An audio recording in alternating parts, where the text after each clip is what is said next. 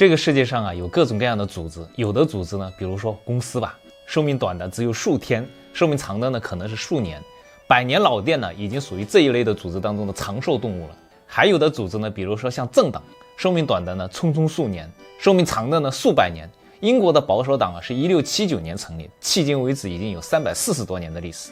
任何一个组织啊，从它诞生的那天开始起，就有做大做强的底层动力，就有不断延续寿命的内生需求。但是呢，现实往往不如人愿，组织体系变得庞大之后呢，不可避免地产生了很多的层级，这样呢就产生了官僚主义，也不可避免地产生了很多分工和职能，这样就产生了部门壁垒和山头主义，协作不畅。英国的历史学家希里尔·诺斯古德·帕金森，他在1958年出版的《帕金森定律》一书当中，首次提出了帕金森定律。他指出，在一个组织当中，行政机构会不断的增多，行政人员不断的膨胀，机构臃肿，人浮于事，相互扯皮，效率低下，决策过程迟缓，而且质量不高，资源严重浪费，而且还会打击员工工作的积极性，阻碍组织的创新与发展，使组织逐渐失去了活力和竞争力，最后在不断增加的内耗当中走向衰落。遗憾的是，帕金森虽然提出了帕金森定律，但却没有从根本上给出解决的方法。任何一个组织从它诞生那一天开始起，就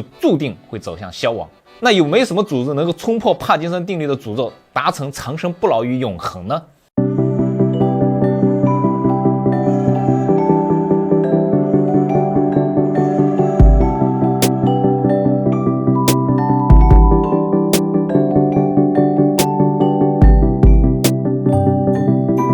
一个长盛不衰的组织，那首先的问题是，这个世界上有没有长盛不衰的组织呢？我的答案是有。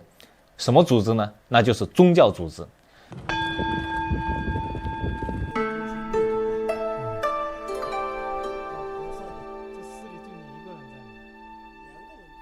拿佛教来打个比方吧，佛教从它诞生开始起，延绵至今已经有2500多年。在遭受各种各样的外部势力的打击，在经历过内部的各种各样的分裂，佛教迄今为止仍然在这个世界流转。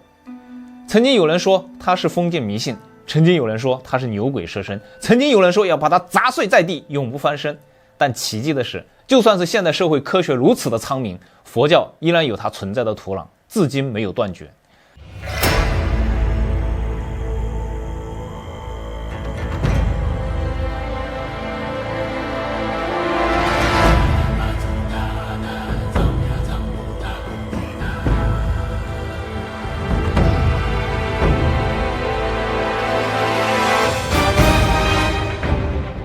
随着我们的社会未来科技的高度发达，佛教在将来会不会最终消亡呢？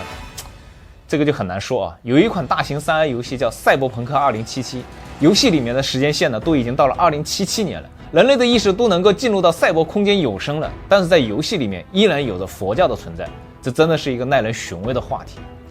这期的节目呢，我就来浅谈一下如何打造一个长盛不衰的组织。主要的心得呢，来自于近期研究佛教的历史。如果有错误的地方，还请在评论区友善的指出。如果本期的内容对你有用，也烦请你发财的小手点点赞。对于朋友有用，请转发给你的朋友，赠人玫瑰，手有余香。下面呢，我就从佛教怎么诞生开始起，慢慢的开始说。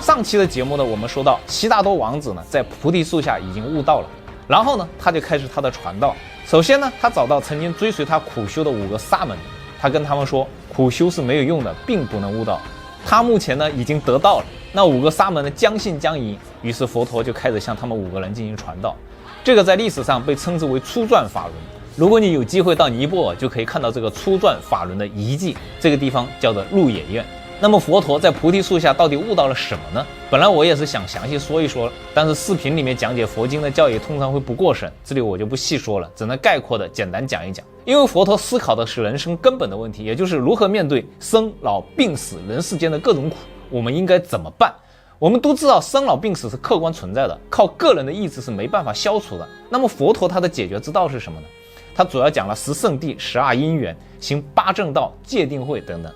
这些呢都是佛教里面的专业术语，我知道你们可能看不懂，我最初的时候也看不懂。现在呢，虽然懂了一些，但是我也没办法去跟你们解释，因为解释这些教义，我的视频就没法过审。如果想要详细研究的话，就自己去查相关的资料吧。但是我在这里可以用一句话通俗的来概括佛教教义的根本作用，那就是改变不了世界，就改变我们的内心。通过改变自己的内心，达到内心的平静，从而获得自在，能够更加豁达地直面这个世界。这就跟这个世界上的哲学思想是一样的，通过改造自己的思想，重新认识世界。著名的哲学家叔本华也曾经说过一句很打动我内心的话，他说这个世界上没有什么事情能够真正伤害到你自己，能够真正伤害到你自己的只有你的意识。当然这是我的白话的阐述啊，叔本华的原话是这样的，就是每个人都被幽禁在自己的意识里面，事物的本身是不变的，变的只有人的感觉。这个听起来还是有点悬啊，我就举个例子吧。比如说你走在路上被人家撞了一下，结果那个人不但不道歉，而且还对你破口大骂，你是不是会很生气啊？被人家撞以及别人对你的破口大骂，这件事情对你的情绪造成了伤害。但是此时此刻你转换你的思维想一想啊，这个人呢很有可能是早上跟他的老婆吵架了，心情不好才这个样子，而且吵架的原因是因为他丢了工作。这个时候你是不是就原谅了这个人呢？从以上这个例子来看了，这个人撞了你，他骂了你，这个事情本身没有发生变化，但就是因为你的思维转变了，你从原本的很生气很愤怒就变成了比较平静了，对吧？所以说这个世界上没有什么事情能够真正伤害到你，能够伤害到你的只有你的意识。我这样解释一下，想必你对于叔本华的这种哲学思想是理解了的。而佛陀所悟到的哲学思想也就是跟这个类似，就是通过改变自己的思维，改变自己的内心，从而去改变这个世界。特别是面对人生的困苦和困境的时候，它能够帮你的内心达成一种平静。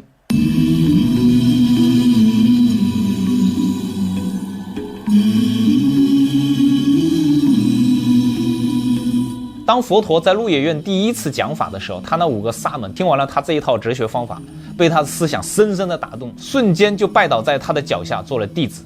你想想看，那是在2500年之前的古印度啊，那个时候人类社会生产力还极其低下，人民的生活水平大多都比较困苦，不如意的事情也非常的多。而佛陀的这一套思想解决了很多人的问题，就别说是当年了，就算是现在科技发达，物质生活富足，仍然还有很多人陷入精神的痛苦当中。所以目前在东西方社会当中，佛教的哲学思想仍然被很多人推崇。比如说以前的苹果公司的创始人乔布斯就曾经修过佛学。佛教中有一句话，初学者心态，拥有初学者心态是件了不起的事情。话说回来，这个佛陀啊，自从他在菩提树下悟道之后呢，佛陀就开始四方传授他的这一套理论，救度了非常多的人，而追随他的人呢也越来越多，最后形成了一个僧团。这个人一多呢就不好管理，如果你做过管理就会知道，管理10个人，管理50个人，管理100个人，管理1000个人，管理1万个人，这些管理的难度会指数级的上升。所以在这个时候呢，佛陀就开始颁布戒律。这个戒律呢，在佛教里面表现出来的形式就是不让你做这，不让你做那。比如说不杀生、不淫邪、不妄语。看过《西游记》的时候，我们都知道啊，唐僧给天蓬元帅起的法名叫做猪八戒。这个八戒呢是哪8戒呢？1不杀灯，2不偷盗，3不淫邪，4不妄语，5不饮酒，6不眠坐高广华丽之床，第7不图示香漫及歌舞观听，第8不食非食，也就是过午不食。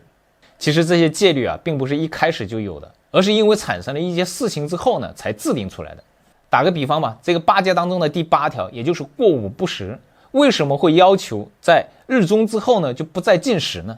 据说最早的原因是这样的啊，古代嘛，不像现在晚上有电灯，还有夜生活，那个时候呢，只要天一黑，整个天地之间就鬼影重重的。据说啊，当时有一个僧人去乞食，因为那个僧人比较脏嘛，浑身又不整齐，胡子邋遢的。他当时就从路边突然之间跳出来向人乞食，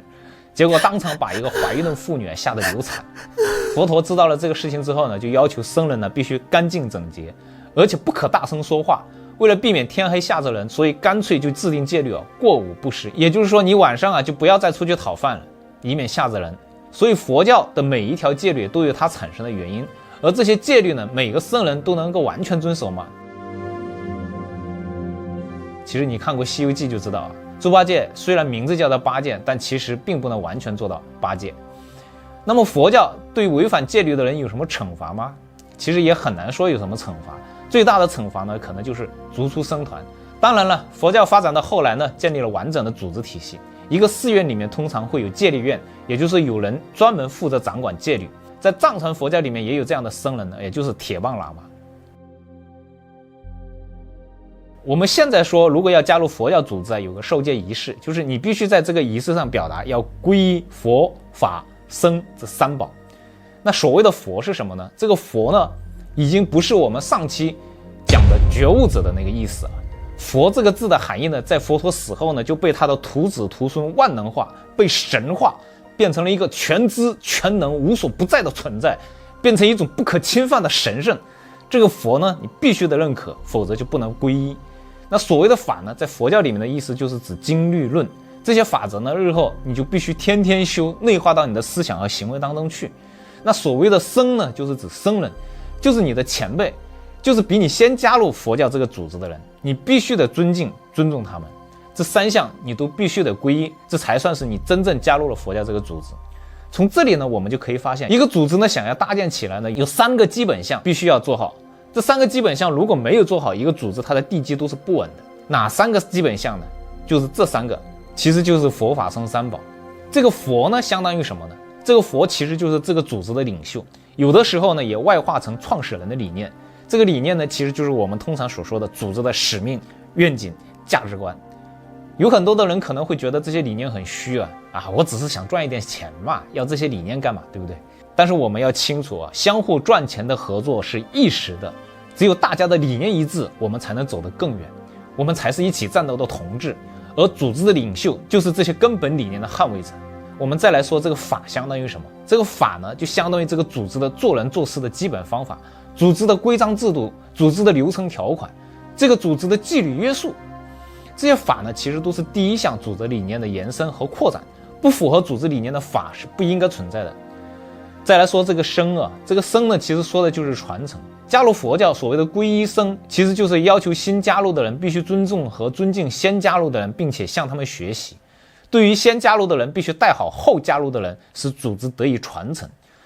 尊重和传授必须是相互的，这样组织才能够良性运转。所以呢，我们可以看到一些组织在经历过一段时间之后垮掉了，其实都可以从这3项基本当中找到原因的。我举2个例子吧，一个反例，一个正例。一个反例呢，我们来说一说苏共的倒台。苏共倒台的根源是从1956年2月召开的苏联共产党第20次代表大会，赫鲁晓夫公开批判斯大林，对于斯大林的全盘否定开始的。这就意味着从僧这个角度啊，苏共这个组织就开始失去了传承。对于斯大林的全盘否定，也动摇了苏共政权的合法性的根基，从而造成了1956年的波匈事件。赫鲁晓夫的继承者勃列日涅夫将列宁主义简化为口号，实际推行保守的稳定政策，导致了列宁的思想被空洞化，从而在佛这个角度，领袖的形象坍塌了，组织的理念涣散了，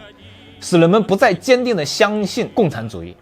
到戈巴乔夫时期，通过改革瓦解了列宁主义的制度根基，这就是从法这个角度摧毁了苏共。一个组织领袖形象倒塌，根本理念不再有人相信，组织就会人心涣散。一个组织的流程制度没人遵守，或者朝令夕改，组织就会失去约束力。一个组织内的新人否定老人，就会使组织内部失去传承，甚至会造成组织的分裂。到1991年以后，叶利钦公开支持对于列宁历史角色的批判，如指责列宁创建的制度是极权主义的源头。1990年代，俄罗斯的官方推动去共产主义化，移除列宁的符号，比如说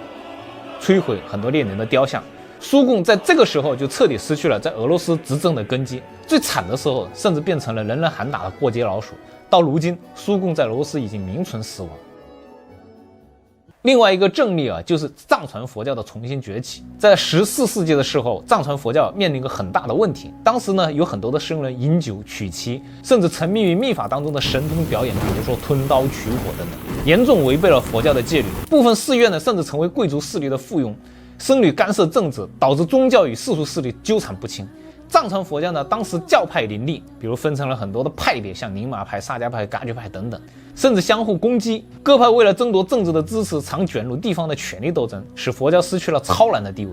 部分的寺院呢，积累了大量的财富，僧人生活奢靡，背离了佛教简朴修行的传统。没有严格的学经体系，导致僧人的水平参差不齐，而且由于僧侣的行为不端，普通的信众对佛教的信任度降低。如果不改革藏传佛教，可能就会沦为世俗权力的工具，彻底丧失了宗教的本质。所以当时藏传佛教就面临着灭教的这种问题。如果不是格鲁派的宗喀巴大师对于藏传佛教进行了改革，藏传佛教会不会像印度佛教一样消亡也未尝可知。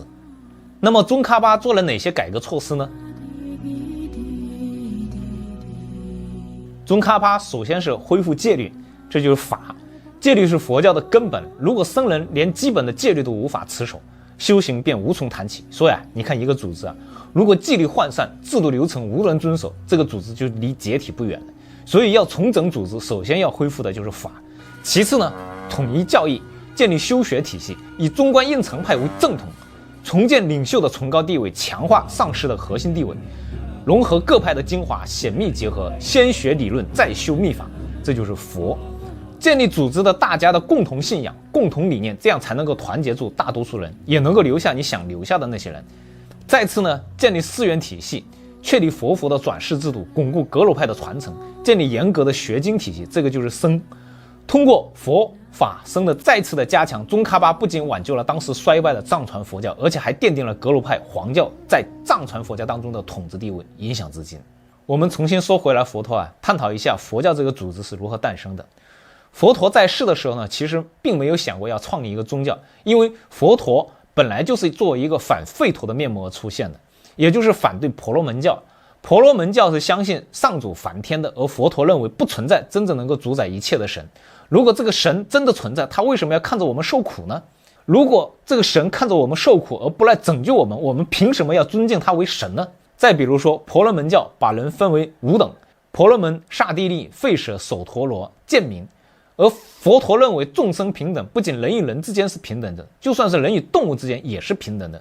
诸如此类的很多的理念都是反婆罗门教的。而婆罗门教是一个宗教，他们是信仰神的，搞对神灵崇拜的。而佛陀本人是不相信任何神的，也不崇拜任何神的。佛陀本人他是一个无神论者，他也反对宗教的很多做法。我们可以从佛陀留下的很多话语就可以看出来他的理念。实际上呢，当初佛陀四处布道的那些道理，主要是为了解决世俗人生面对的一些困苦。佛陀的角色，拿我们今天的角色来说，就相当于心理咨询师，或者是王国治理咨询师，再或者是像一个哲学家，就像古希腊的苏格拉底，他的那些深邃的思想深深地影响了一些追求深度思考的人，从而形成了一个僧团。但是从宗教组织的特点来说，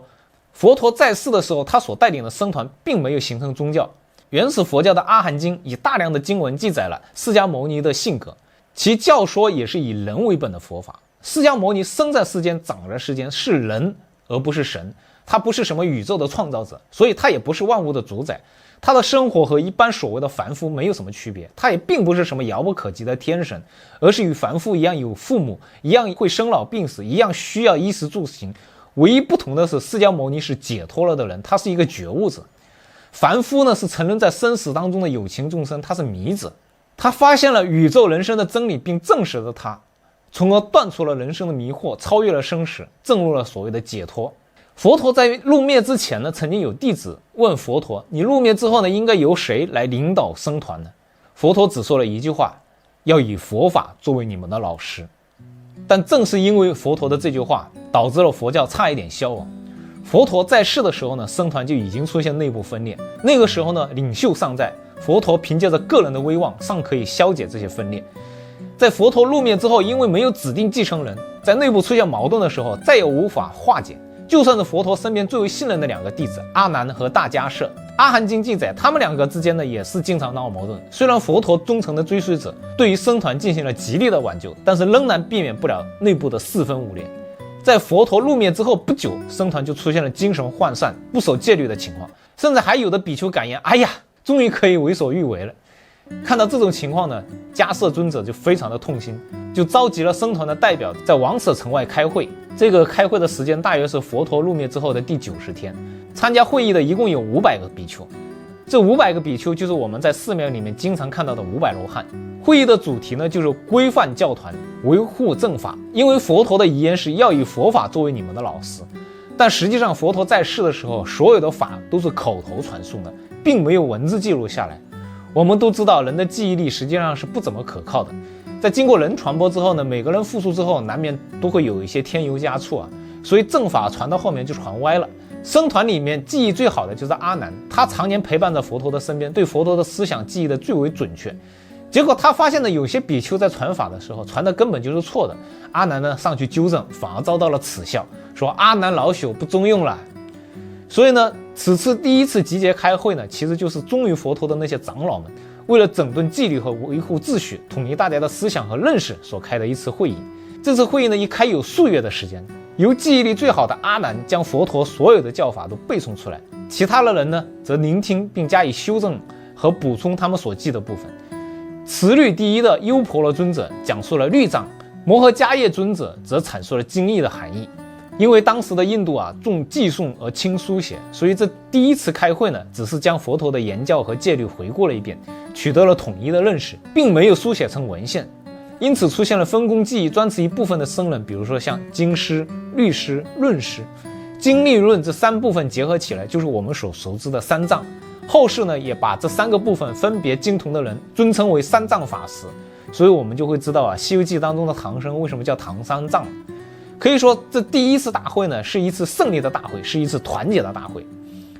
在第一次集结之后呢，因为统一了思想认识僧团组织又维系了上百年时间。100年以上的组织时间不算短了。商业大佬马云还常说要打造100年老店，现在的阿里巴巴离100年还差得远呢。但是当时的僧团组织100年之后呢，又发生了重大的危机，导致不得不重新开会，统一思想认识。起因是因为印度东部的毗舍离有些比丘们开始违背戒律，接受金钱的布施。然后有一位西边的比丘耶舍就对此表示反对，双方发生了争执。于是呢，就约请有威望的上座部的长老们来进行裁决，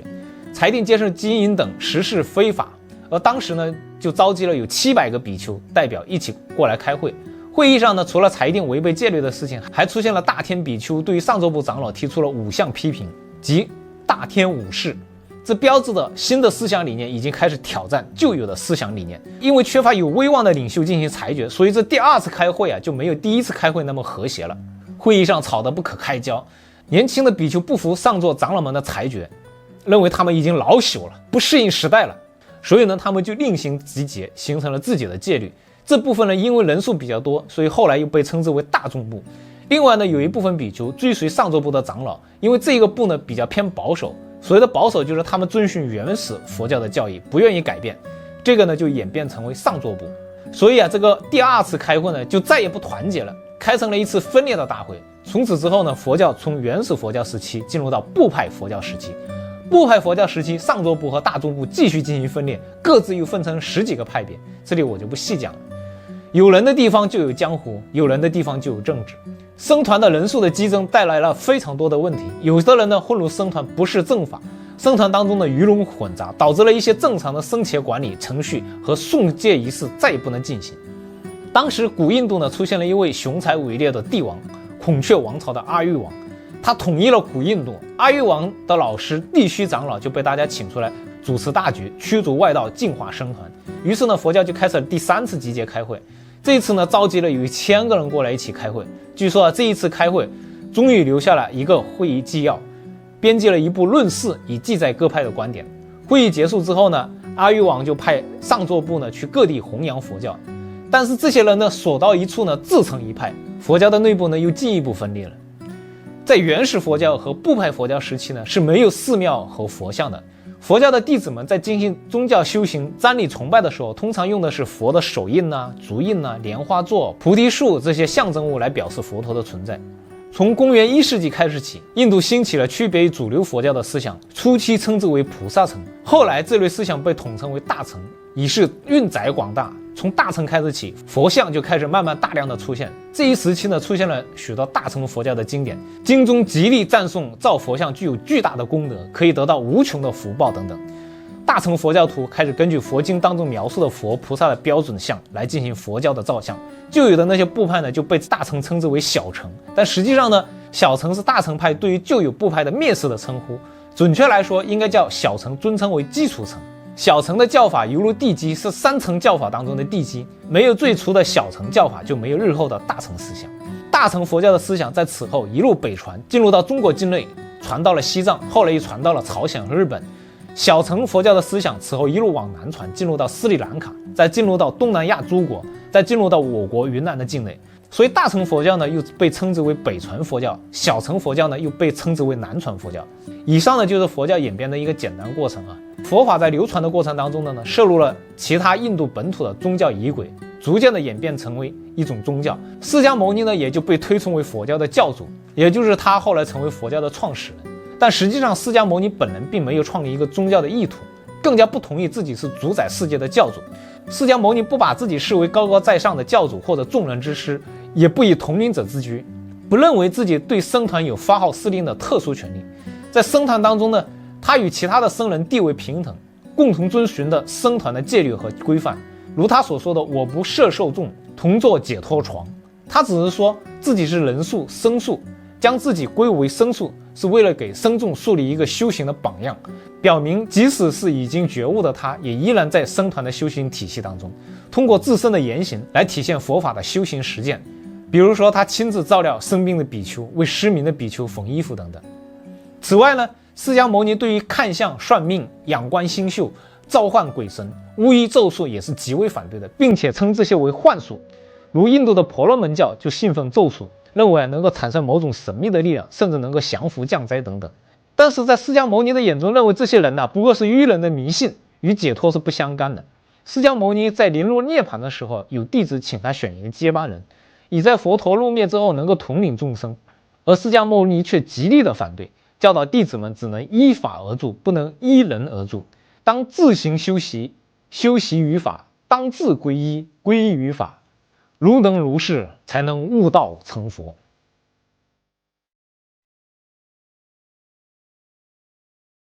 我点燃了火，却控制不了它。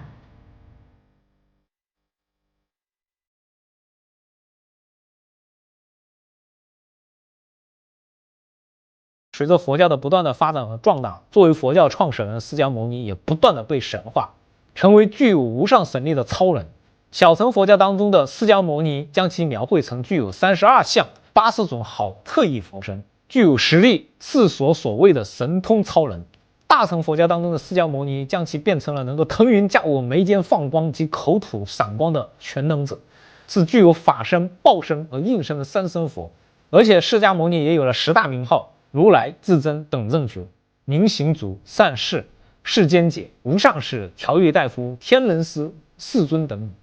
你看这些称号都是无上广大。所以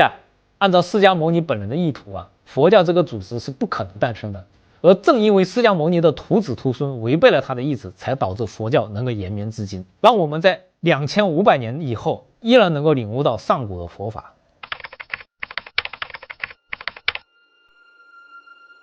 宗教呢，这种组织能够得以延续发展，其实是因为其内部含有6个特征。第一个特征就是权威，具体的表现就是神话。而佛陀在世的时候，就是作为一个反权威的面目而出现的。一方面呢，他要打破婆罗门对宗教教育的垄断权；另外一方面呢，他要破除民众对于权威的迷信。佛陀曾经说过，不要因为口耳相传就信以为真，不要因为合乎传统就信以为真，不要因为流行广远就信以为真，不要因为出自圣典就信以为真，不要因为合乎逻辑就信以为真，不要因为根据哲理就信以为真，不要因为符合常识推理就信以为真，不要因为合于自己的见解就信以为真，不要因为演讲者的威信就信以为真，不要因为他是你的导师就信以为真。佛陀还说，比丘们要做你们自己的灯，不管是现在还是我死之后，只有那些靠自己而不去找其他人帮助的人，他们才会抵达巅峰的高度。而佛陀在入灭之后呢，佛陀原有的思想和教义就不断的受到了挑战，权威被僧众们重新拾起，教法教义就变成了一个不容置疑的面目，而就连佛陀本人也被无限的神化和神圣化了。佛陀不再是一个觉悟的人，而是成为一个能够控制宇宙时空和过去、现在、将来、东方、西方、北方、南方中间无所不存、无所不在的神。佛有横三世佛、东方药师佛、西方阿弥陀佛、中央毗卢遮那佛，有纵三世佛、过去燃灯佛、释迦牟尼佛、未来弥勒佛。按照佛的形象可见和不可见，还分为法身佛、报身佛、化身佛。那既然佛不是人而是神，那么世俗人想要成佛就变得异常的艰难。有人曾经在我的评论区里面说过一句话坏人只要放下屠刀就可以立地成佛，好人做尽好事却难以成佛。这句话呢，看似好像是悖论的，实际上前后两个佛的含义并不一样。前面的那个佛呢，是觉悟的人的意思，坏人放下屠刀，代表着坏人觉悟了，所以立地成佛。后面的佛呢，是个神，人无论如何努力都到达不了神的这个高度。佛教呢，从世俗的人人皆可成佛，变成了一个需要无限的，甚至生生世世的轮回苦修都未必能够成佛。其中对于佛教的权威化是一个非常重要的因素。我们再来说说宗教的第二个特征呢，就是仪式感。佛陀在世的时候是非常反对祭祀的，尤其是反对杀生祭祀。他一再的嘲笑婆罗门教的仪式的无聊，认为那不过是不灵验的神祇所做的迷信的祈求，对于真正消解自身的苦难和困惑是没有任何帮助的。他在否定婆罗门教的同时，也坚决地拒绝自己在一僧团当中建立任何仪式。然而在佛陀入灭之后呢，佛陀的形象被教众神化，各种各样的祭拜仪式产生。在后来的有的地区，为了迎合世俗的政权，甚至产生了杀生祭祀，这些从根本上都是违背了佛陀本来的意愿的。再来说宗教的第三个特征就是玄学。佛陀在世的时候是非常反对玄学的，他主张一切能够帮助人们获得解脱的道理，就蕴含在我们日常生活的点点滴滴当中。他也认为这个世界上从来就没有灵魂，也没有轮回这一说。至于这个世界是否永恒，它到底是有限还是无限，佛陀对于这一类的问题始终保持着高贵的沉默。他认为贪求各种观点反而不利于启发。然而在后来的佛教经义当中充满了各种各样的形而上学的观点，也就是把各个地区的玄学全部都融合到了佛经当中，让佛教从早期的务实变成了后期的务虚，形式大于实质。再来说说宗教的第四个特征就是传统。佛教的思想的产生与他6年的苦修和菩提树下的悟道有关，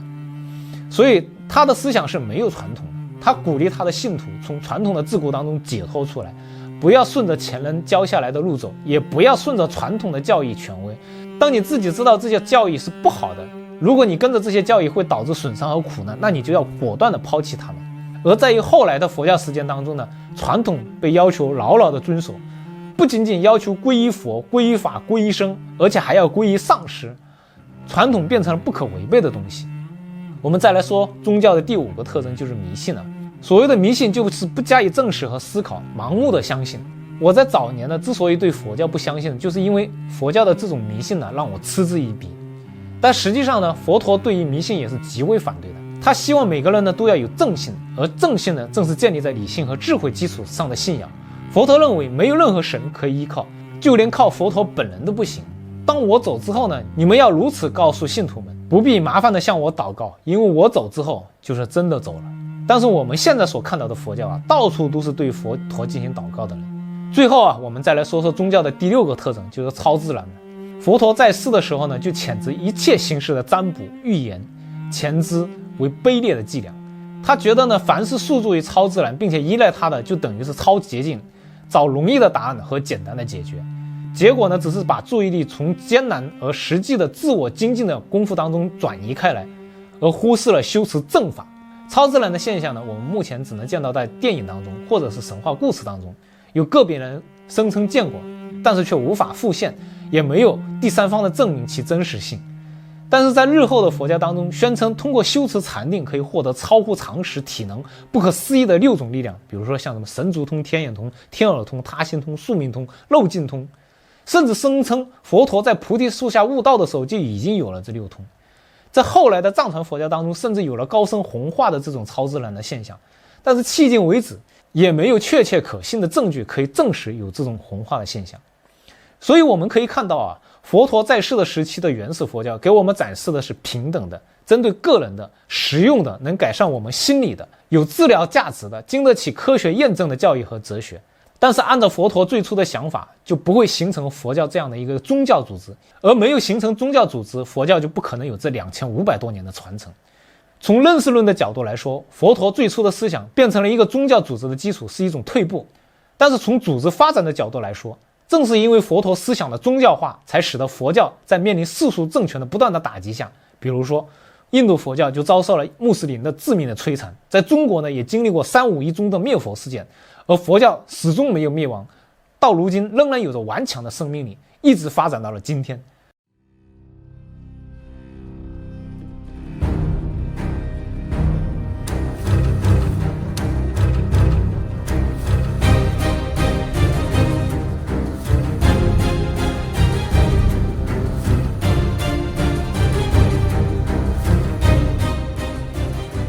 为什么宗教化有这么大的力量呢？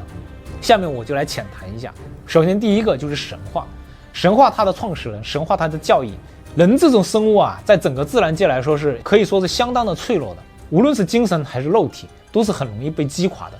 如果说有一个万能的、无所不在的神通广大的神来庇佑的话，那么人的心里就会安宁很多。就算是没有佛教，各个民族其实都是有自己的基本宗教的，而这些基本宗教可能没有佛陀那么精深的教义，但是毫无例外的都有一个或者是一个以上让人崇拜的神。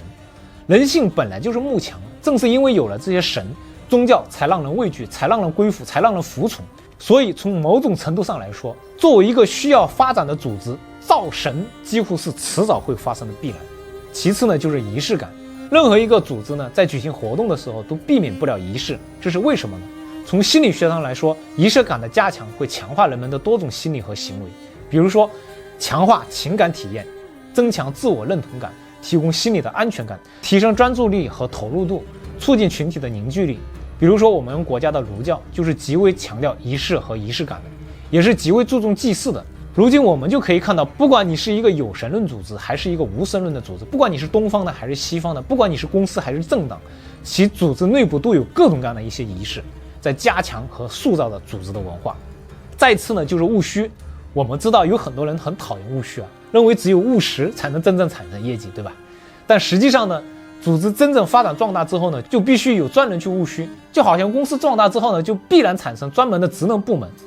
虽然职能部门并不产生业绩，那么务虚究竟有什么作用呢？务虚能够明确方向和目标，务虚能够帮助个人、团体或者组织从具体的事务工作当中暂时解脱出来，站在更高的层面上思考长远的发展方向和目标。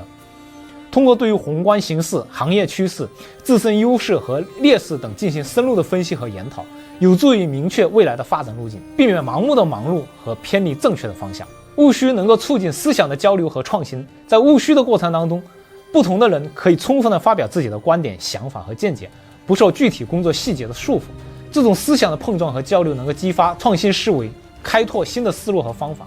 务虚能够凝聚共识和团队精神。务虚活动为各方面提供了一个充分沟通和交流的平台，使参与者能够更好地理解彼此的观点和立场，促进相互之间的信任和理解。务虚能够提升理论水平和思维能力。务虚注重对于理论、理念和规律的探讨和研究，有助于参与者提升理论水平，培养宏观思维、战略思维和辩证思维能力。通过对于复杂问题的深入分析和思考，能够提升人们的认识、分析问题和解决问题的能力，使人们面对实际工作当中的各种挑战的时候，能够更加从容的应对，从而做出更加科学合理的决策。再次就是传统。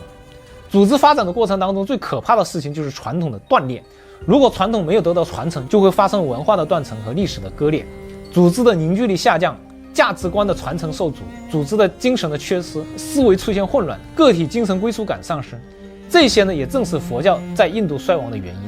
而不管是北传佛教还是南传佛教，为了适应本土化，进行了很多外表形式上的创新，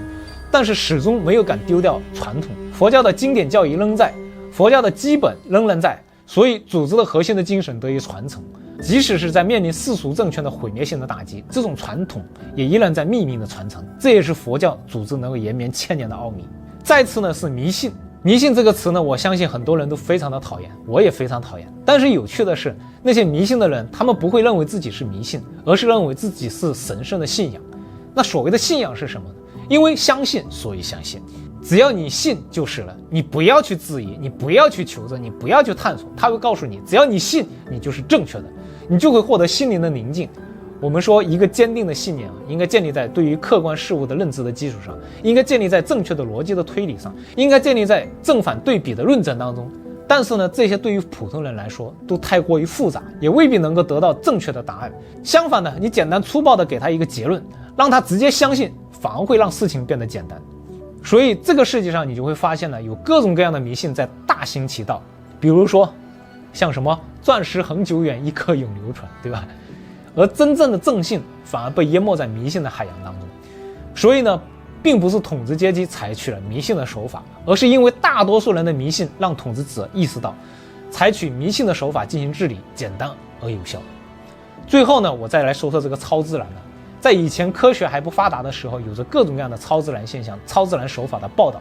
比如说，我们上个世纪全国就曾经兴起过大规模的气功热，甚至包括一些高层人士都相信。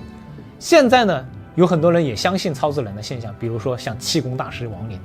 而相信这些超自然现象的，不仅仅有明星商贾，而且还有达官显贵。我本人就亲眼见过某些大师发功表演超自然现象。但是这些东西呢，说白了呢，都是魔术。按照民间的说法，这些都是戏法。而当这些戏法呢，在表演的时候，真正清醒的人始终是少数，多数人都是盲听、盲从、盲信，或者是抱着宁可信其有，不可信其无的态度。而在古代，宗教里面的超自然现象和说法就更多，信众呢对于这些超自然的现象是深信不疑。比如说藏传佛教里面就有高僧死后红化的现象，而这些年随着智能手机的普及，就再也没有人拍到红化的现象。所以呢，如何打造一个长盛不衰的组织呢？不仅仅是宗教组织在思考的问题，也是历代统治者在思考的问题。而宗教在历史上也和各种各样的政权分分合合，也正是因为政权在看到宗教在驾驭民众方面的力量，从而产生了很多政教合一的政权。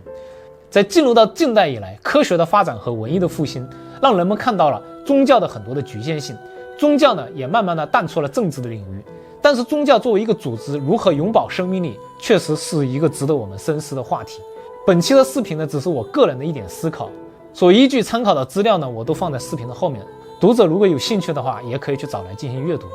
我是笑峰，自由探索世界。非常感谢你的耐心能够看到最后，你的关注和点赞也是我不断更新的动力。虽然讲述藏地的文化和历史让我的节目时常难以过审，但是我不想中断这个研究。对于这个系列，我还会继续的更新。有什么问题也请友善的在评论区讨论。那么我们下期节目再见。